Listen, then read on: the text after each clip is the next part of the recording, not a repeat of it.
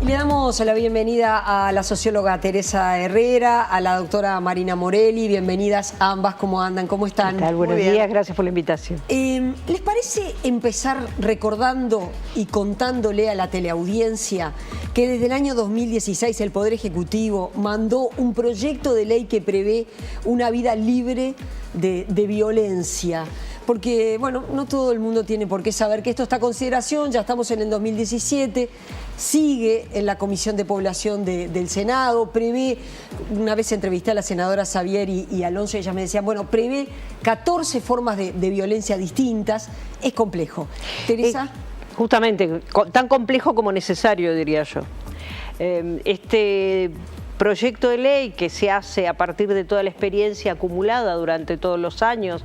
Nosotros tenemos una ley vigente que es la del año 2002, una ley perfectible, que fue lo que se pudo conseguir en ese momento, que es la 17.514, en vigencia actualmente, pero tenemos que tener claro que la violencia es un fenómeno complejo, es un fenómeno integral. Y en el caso de las mujeres se ven sometidas a tener que ir, y los niños, niñas y adolescentes, ¿no? A tener que ir a distintas ventanillas, diría yo, para que la gente lo pueda entender, ¿no? Tanto desde el punto de vista del Poder Judicial, donde tiene que ir a un juzgado especializado, pero después tiene que ir a familia y tal vez tendrá que ir a penal si hubo lesiones. Es decir, es un recorrido donde ya solo en el Poder Judicial tiene que ir a 3 lugares distintos o a dos. Agotador. Ni hablar si tiene que ir a cosas de salud, ni hablar si necesita una vivienda, y así suma y sigue. Entonces, lo que plantea la ley, que además fue propuesta por el Poder Ejecutivo en acuerdo con las organizaciones sociales, es justamente una resolución integral de este tema. Esta ley fue producto de un trabajo muy arduo de 2 años, donde participaron muchas técnicas y técnicos, donde se hizo un trabajo muy concienzudo, y esa ley que se hizo es una ley que además toma aspectos de leyes de otros países, o sea, no es una improvisación, es un trabajo hecho muy seriamente. Y ese trabajo muy seriamente hecho, que por supuesto tuvo la aprobación del Ejecutivo, es insólito pensar que estamos a casi 2 años de la presentación de la ley y todavía ni siquiera tenemos media sanción. Y no solo eso, sino que cuando sale de la Comisión de Población nos encontramos con que hay modificaciones que no son modificaciones menores. El espíritu de esta ley, por supuesto que de la parte legal hablará Marina con mucha más propiedad que yo, pero el espíritu de esta ley es que haya un manto de protección integral que implique la prevención, la protección, el castigo, los mecanismos. Es decir, es una ley, por eso tiene tantos artículos, es cierto, tiene 101 artículos. Y bueno, yo creo que los parlamentarios y las parlamentarias están para trabajar, no para decir que es una ley demasiado larga y compleja. Nos parece que 2 años es tiempo más que suficiente para haberla podido estudiar, cuando cada momento que pasa es una muerte más. Y para que la gente pueda entender, y con esto termino, la ley, por ejemplo, prevé que cuando hay problema de violencia en la pareja, se estudie si hay hijos durante 3 meses, se haga un compás de espera en un régimen de visitas hacia el agresor y se estudie si realmente está en condiciones de tener contacto con sus hijos. Si esa ley hubiera estado vigente, el año pasado no hubieran muerto 8 niños y niñas en manos de su progenitor como venganza por la denuncia formulada por la madre o los 3 que llevamos este año. Y sumar en cuanto a la norma, que Teresa refiere a los 2 años, y hemos conversado mucho este tema, que cuando sumamos la demora con dar una respuesta integral a la violencia hacia la mujer desde el punto de vista legal, nos encontramos con una demora de más de 2 décadas.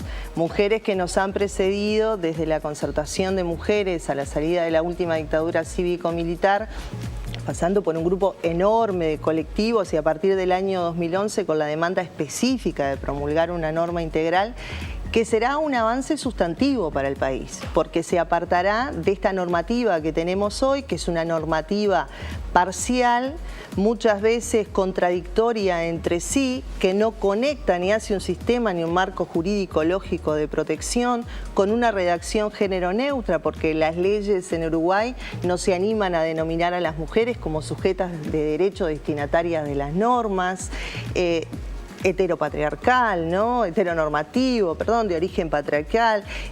Es importante que demos como un avance cualitativo. ¿Porque las organizaciones de mujeres lo reclamamos? No. El Estado uruguayo asumió la obligación de contar con una mejor legislación, tanto en el ámbito internacional como interamericano de derechos humanos. Y queremos decir que Uruguay ha sido observado por contar con una legislación discriminatoria por varios organismos de contralor y de hecho el Estado lo ha asumido.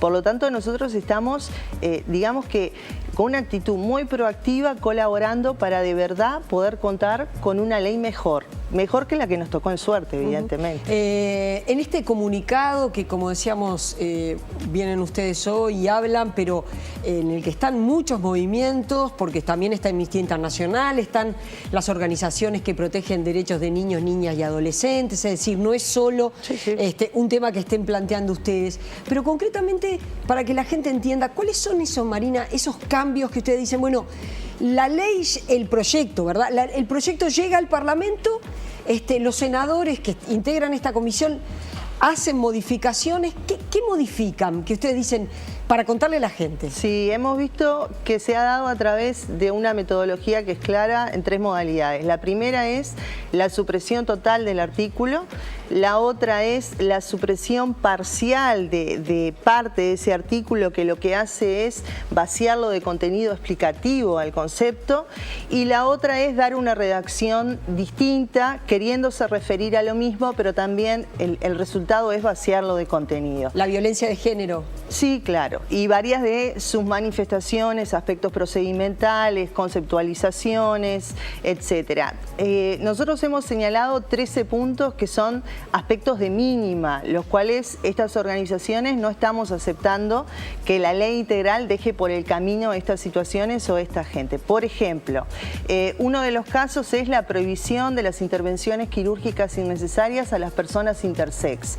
Las personas intersex, por un informe, primero que es una realidad tremenda la que viven, son sometidas a tortura solo para encajar en el binomio mujer-hombre mediante intervenciones quirúrgicas que son absolutamente innecesarias y que las expone durante su adolescencia y su vida adulta a muchos perjuicios.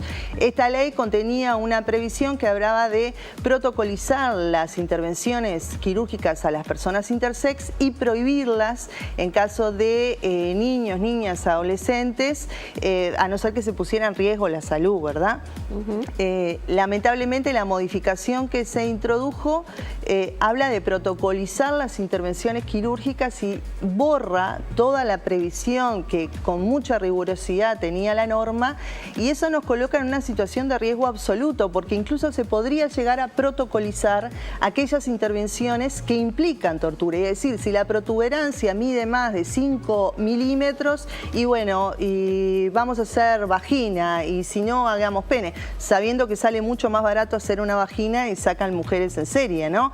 Entonces, eso nos parece muy grave. Una cosa que nos parece, por otro lado, un retroceso brutal es que de la definición de violencia doméstica se quita la referencia a derechos humanos. Y esto es muy grave porque fue una discusión muy profunda, muy honda, con muchas resistencias que se dio en Uruguay con antelación al año 2002, donde había quienes desde la dimensión jurídica se oponían a conceptualizar que la vulneración de derechos que se sucedía en una relación a nivel intrafamiliar y en una situación de violencia constituían derechos humanos. La gente, los televidentes, las televidentes recordarán aquello de que lo que pasa dentro de la casa, ¿no? Pasa dentro de una casa, es un tema privado. Es el ámbito privado, el Estado no tiene que meterse, eso lo habíamos superado. Entonces, eliminar la referencia a derechos humanos implica eliminar un concepto que es sustancial, que está cargado de historia, pero que aparte es un concepto rigurosamente en el plano jurídico necesario cuando nos referimos a este tipo de violencia. No es una demanda caprichosa. Entonces, en este plano vamos a retroceder en el reconocimiento que ya hemos obtenido. Otro de los puntos graves es garantizar las garantías de acceso y permanencia en la vivienda hacia las víctimas. Como la gente sabe, en las situaciones de violencia hacia la mujer, uno de los peores temores de las víctimas es perder el techo o no poder acceder al techo. Y eso funciona como una fuerza retardataria en el proceso de salida de la situación. Y es una de las fuerzas retardatarias que enfrentamos con mayor frecuencia quienes trabajamos con víctimas. Esta ley, en su proyecto original, en la redacción del Ejecutivo, preveía para el sistema público de vivienda que cuando variara la solvencia económica de la víctima, que siempre va a variar, porque va a variar la solvencia económica del núcleo familiar, si estamos hablando de separaciones, el sistema público de vivienda tomara en consideración esa variación y bajara la cuota, adecuándola a lo que son los ingresos y el poder económico de esa mujer. Eso es fundamental. Y además se decía, si no hay vivienda, sino que se está en proceso de adjudicación y el pago de la cuota, por ejemplo, son 10.000 pesos, veamos la forma de que esa víctima no pierda el derecho a participar de la adjudicación porque hayan bajado sus ingresos. También adecuemos la cuota. El sistema público de vivienda es imposible que pueda variar las cuotas si no tiene una ley como esta que se la permita. Por eso estaba la previsión y es muy importante que esté. Y sin embargo, los han modificado directamente, hubo una supresión absoluta. Y en vivienda también nos preocupa no solo lo que es la zona urbana, sino las mujeres rurales, a las cuales también se la dejó sin protección cuando estamos hablando de emprendimientos familiares, en lo agro, que se hacen en un lugar donde también reside la familia y donde esta mujer puede ser cotitular, coemprendedora. En definitiva, estaba esa previsión y eso también se suprimió sin dar mayores explicaciones y se está dejando afuera un montón de mujeres, ¿verdad? ¿Y qué es exactamente, Teresa, el síndrome de alienación parental? Bueno, el síndrome de alienación parental, yo creo que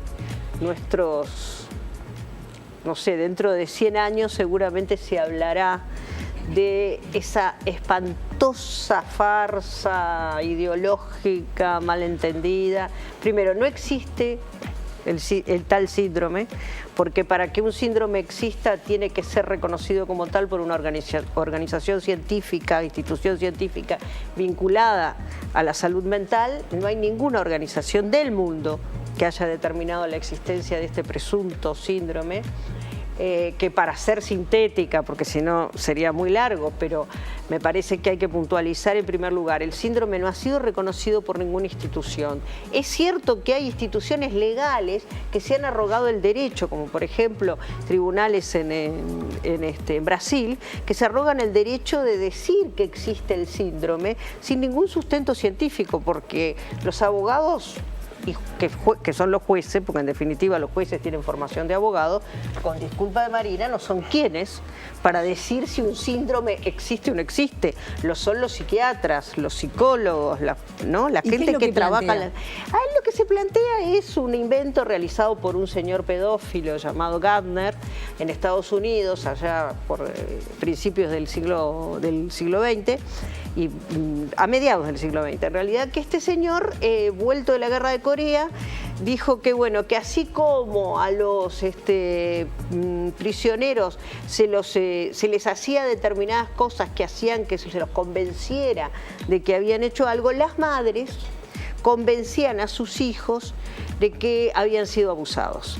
Claro, como correlato de esto, este señor, por otro lado, defendía el derecho de los padres a iniciar sexualmente a los niños pequeños y niñas pequeñas. O sea que, digamos, en realidad lo que él estaba diciendo era que en todo caso no tenía por qué ser mal visto esto. Bueno, esto avanza en la historia, porque además este señor tiene mucho dinero, llena de libros, y empieza a aparecer esto. Y a mí me gusta que tú traigas esto, porque una cosa que es realmente indignante, hablando de derechos humanos, es que cada vez que se habla de abuso sexual infantil, desde los lugares de poder, especialmente de los lugares de poder en el sistema judicial o en las comunicaciones periodísticas, inmediatamente lo que se escucha es: pero lo que pasa es que hay muchas madres que mienten y manipulan. Entonces yo me pregunto, y nosotras nos preguntamos, ¿no sería adecuado que lo primero fuera condolerse con el sufrimiento de esta criatura, preguntarse qué está pasando con esta criatura y después en segunda, tercera o cuarta instancia, si queremos hacer un comentario en torno que en algunos casos puede haber, que como lo dijo muy bien la ministra de la Corte que tú entrevistaste la otra vez, son mínimos y duran 5 minutos? Porque cualquier técnico o técnica avesado sabe perfectamente detectar si el abuso existe o no. Entonces, para citar la ministra Bernadette Minbiel, ministra de la Suprema Corte de Justicia, precisamente le preguntamos eso, si los niños mentían, y ella decía que ella como jueza penal, que antes de ser ministra fue jueza penal, en 20 años encontró a un niño que había mentido, pero que lo que dijo el mismo niño lo modificó antes de las 24 horas. Claro, pero además dentro de los cientos de casos que puede haber tenido ella en más de una década de ser jueza penal. Entonces, lo que tenemos que, a mí lo que me preocupa, o lo que nos preocupa a todas nosotras, es esa falta de empatía es decir, ¿cómo puede ser que ante el abuso, que todos y todas sabemos perfectamente que es el crimen más impune de la humanidad, si no, veamos lo que pasaba en la Iglesia Católica, veamos lo que no pasaba, digo, estoy tratando de usar el tiempo pasado, veamos todo lo que significa la cantidad de abusos, a ver cuánta gente, hagamos un estudio serio, a ver cuánta gente realmente está presa por este tema, nos vamos a dar cuenta que solo el 1% de los casos termina llegando a ser detenido. Entonces, todavía encima que se tenga ese tipo de argumentos de que las madres manipulan, de que los jueces y juezas inmediatamente hacen lugar, yo digo, ojalá los jueces y las juezas hicieran mucho más lugar a las denuncias de abuso de lo que lo hacen, porque no es así, es exactamente al revés. Marina, cerramos contigo. Sí, agregar en este plano, ¿no?, que a mí me pasó una anécdota muy productiva hace apenas 2 semanas donde un colega en pleno litigio argumenta y trae el SAP a colación, y a mí me llamó la atención porque, bueno, generalmente son defensores de abusadores, pedófilos quienes manejan este posicionamiento, y sabiéndolo que era una persona muy honesta y muy digna, lo que hice muy sorprendida fue, luego de terminar la audiencia, ponerle a disposición material, y me escribió una semana después un correo diciendo lo leí, fui muy ignorante, me avergüenzo de mí mismo. O sea, utilizar una herramienta para descreer de la palabra de los niños que justifica el contacto sexual adulto-niño y dice que las consecuencias nefastas no son por el contacto sexual en sí mismo, sino por cómo reacciona la sociedad ante ese contacto sexual, es realmente muy perverso. ¿Y cuál es el problema? Es que en realidad día a día en nuestros tribunales esta herramienta perversa se utiliza, y se utiliza para terminar de reventarle la vida a los niños, a las niñas, adolescentes víctimas de abuso, y también a las mamás protectoras ante esa situación. El presente es complejo, el futuro indica que también, porque de hecho hemos corroborado que en el consultorio jurídico de la Facultad de Derecho hay docentes que le enseñan a futuros profesionales a utilizar esta herramienta en sus escritos, y también nombran, diagnostican y toda esa cosa muy loca. Y no hay sanciones disciplinarias de la Corte ante los profesionales que lo usan. Por lo tanto, decimos, si este presente es complejo, el futuro no es alentador, amerita que en una ley integral prohíba esta herramienta a sabiendas de lo que es. Sin embargo, la prohibición de la utilización de esta herramienta se ha suprimido, y esa es una de las modificaciones con las cuales evidentemente no estamos de acuerdo. El proyecto sale del Senado, irá al plenario, luego a la Cámara de Diputados, así que habrá mucha tela para cortar, como se suele decir. Gracias a ambas por haber venido y vamos a seguir hablando del tema.